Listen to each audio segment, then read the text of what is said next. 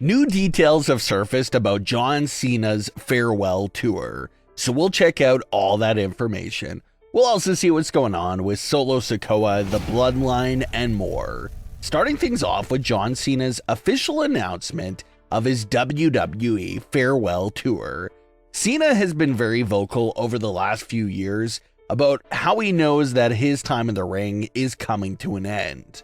But every time he came back, his career was left a bit up in the air and uncertain. Some people thought that his match against Austin Theory would be his last match, but then he came back.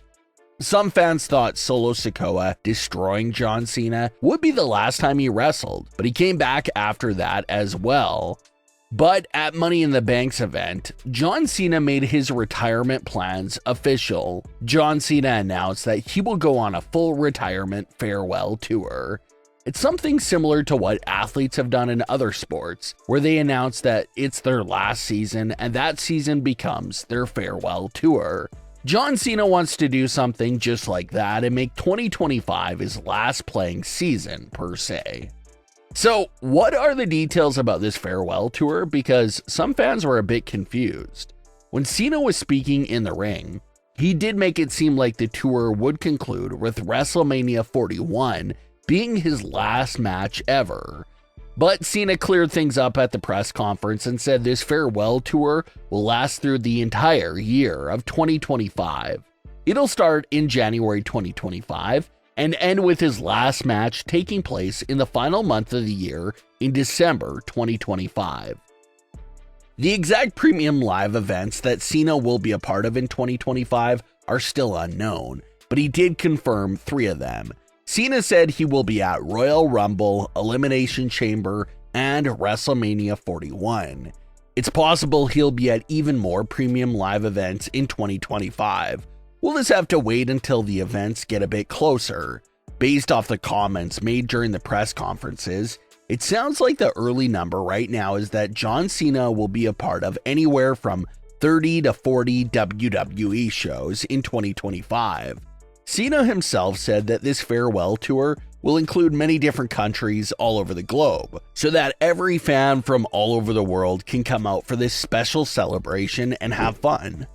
John Cena was asked several questions during the press conference, such as potential farewell tour opponents, and even his final opponent ever. Cena said he's fully confident in leaving that all up to the creative team. He confirmed that he did pitch to them a long time ago the idea of a farewell tour, and just recently they called him back saying the time was right for it. But he said that giving them this idea was the only involvement he has with the direction. The storylines, the matches, the opponents, he's all leaving it up to Triple H and the creative team to write up the perfect farewell tour for him, and he's not involved with the creative in that aspect at all. He's giving them full control and full trust. John Cena also appeared to be echoing some of the things that Batista said a few years back. When Batista retired, he was very passionate about staying true to his retirement and not coming back because wrestlers often say they're retired and then always come back to the ring. Batista wanted to change that trend and promised that he's sticking to his word about being retired, and it sounds like that's John Cena's word too. John Cena said that after his last match in WWE, he'll never wear the jean shorts again, and if he does pop up in WWE after that, he'll be wearing a suit and that's it. Cena even went as far to say that he doesn't want to be involved in any physical role in WWE post-retirement. Not as a special guest referee, no involvement, nothing at all. So it seems like after that last match is complete, Cena is literally gone for good and won't even take a little role like a special guest referee or anything like that. John Cena's farewell tour also comes with new merchandise that has a few retirement spins on some of his classic catchphrases and slogans. Cena's towel now reads, "The last time is now," and on the back of the new t-shirt it reads, "After this, you can't see me." So this is truly it for Cena. That's all the solid information and details about John Cena's farewell tour up until this point. but fans are making some safe assumptions and guesses about the tour, like the idea that Cena's tour will be full of first-time opponents for him, and maybe even one final dance with some of his classic rivals.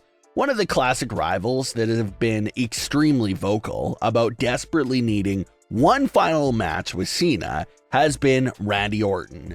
Randy has said time and time again over the last few years that he doesn't know how that match will come to be, but he envisions himself inside the WrestleMania ring with John Cena, and the WWE title being on the line one final time.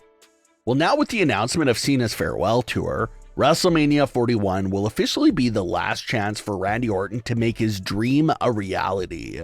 So it may not include the WWE title being on the line, but fans are now thinking that Randy Orton versus John Cena may be a solid match to serve as Cena's final WrestleMania match. Randy Orton and John Cena have such a long history with each other, so to see that historic feud celebrated on the WrestleMania stage for a final time will no doubt be very worthy of being John Cena's final WrestleMania appearance. So be on the lookout for Cena's farewell tour to kick off early next year. Solo Sikoa and the Bloodline continue to gain more and more confidence as the weeks go on. During the July 5th edition of SmackDown, we finally get to hear Solo's explanations for his recent actions. Solo said that Roman Reigns wasn't man enough to successfully defend their family's title and legacy against Roman Reigns at WrestleMania 40. And because of that, Roman is no longer fit to be the tribal chief. Solo says he's going to take the WWE title from Cody Rhodes and bring it back to the Bloodline. Solo also invited Roman Reigns to come take the WWE title from him if he had an issue with that. And common sense tells us that Roman Reigns will absolutely accept Solo's invite to come and stop him, but it'll be at a time that Solo least expects it. But follow that up, the very next night, Solo Sikoa scored a pinfall victory over Cody Rhodes, and that should serve as the reason why Solo Sikoa will get a WWE title match at SummerSlam against Cody Rhodes. But the other important narrative not to ignore here is that Jacob Fatu quite literally saved the match for the Bloodline and Solo Sikoa. Solo was getting absolutely hammered with several finishers, but it was Jacob who came in and took everyone out to properly give Solo Sikoa a fair shot at taking the match over and scoring that pinfall over Cody Rhodes. So without Jacob, Solo and the Bloodline most likely would have lost that match, and Solo doesn't get a WWE title shot. This tension between Solo and Jacob was teased once again in a post-match interview where Jackie Redmond asked Solo about how important Jacob was to the win. Solo completely ignored the question and just said, "How about this? Acknowledge me." So the fact that Solo didn't really give Jacob any acknowledgement or credit for saving the day for the Bloodline is something that fans are looking into. Could WWE already be setting up a lot of boiling tension there between Solo and Jacob? Maybe by the time Roman Reigns accepts Solo's invitation and returns, maybe Jacob will already be fed up with Solo by then, and that can open up the door for Jacob to leave Solo and join Roman's side. But it's interesting because things are really looking up for Solo Sikoa right now. He brought in every Bloodline member he wanted to bring in, secured the tribal chief position, pinned the WWE champion. He's on his way of getting a SummerSlam main event title match. But Solo's whole world should come crashing down with Roman Reigns' return. Nothing is confirmed for Roman's return, but a lot of fans are circling SummerSlam as the date for Roman's return, because it just makes a lot of sense storyline-wise. It just seems like the timing is right. WWE loves to have major returns at SummerSlam, and there's no bigger return pending right now than Roman Reigns. So it would be a dream scenario that could come true. But what are your thoughts on today's stories? Leave your comments below. Don't forget to subscribe with all notifications on, and leave a like if you enjoyed. Thanks for watching, guys.